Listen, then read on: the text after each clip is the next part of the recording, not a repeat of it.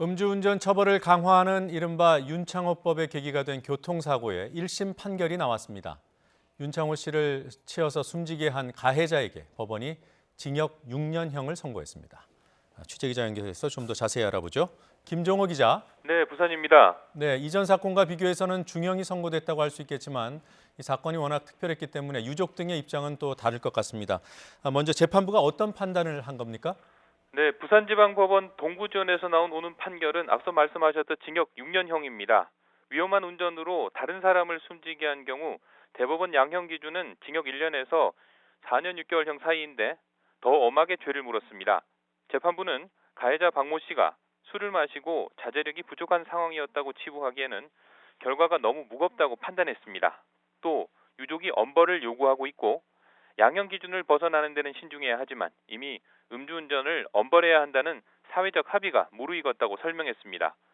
이번 재판 과정에서 사고 가해자 박 씨 측은 발생 직전까지 정상적으로 운전했는데 동승자가 운전에 방해가 되는 행위를 해 사고가 났다고 주장했습니다.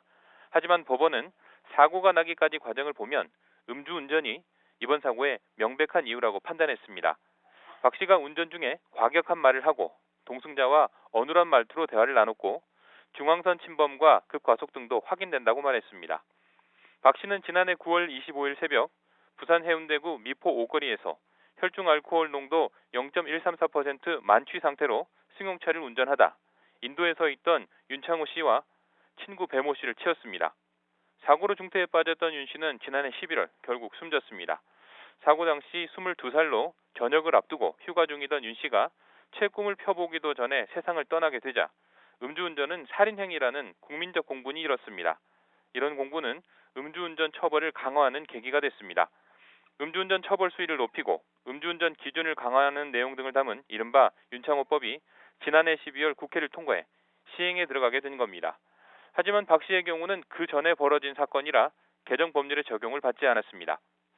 오늘 재판을 맡은 부산지방법원 동부지원 형사 4단독 김동욱 판사는 선고에 앞서 유가족에게 기록을 살피니 윤창호 씨가 따뜻한 성품과 맑은 영혼을 지닌 정의롭고 꿈 많은 아들이자 친구, 스승이었던 것 같다고 말했습니다.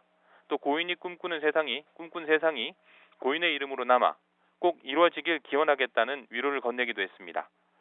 오늘 선고에 대해 윤 씨 아버지는 사법부의 판단을 존중하지만 국민 법감정에 어긋나 유감이라는 말을 남겼습니다. 지금까지 부산에서 YTN 김종호입니다.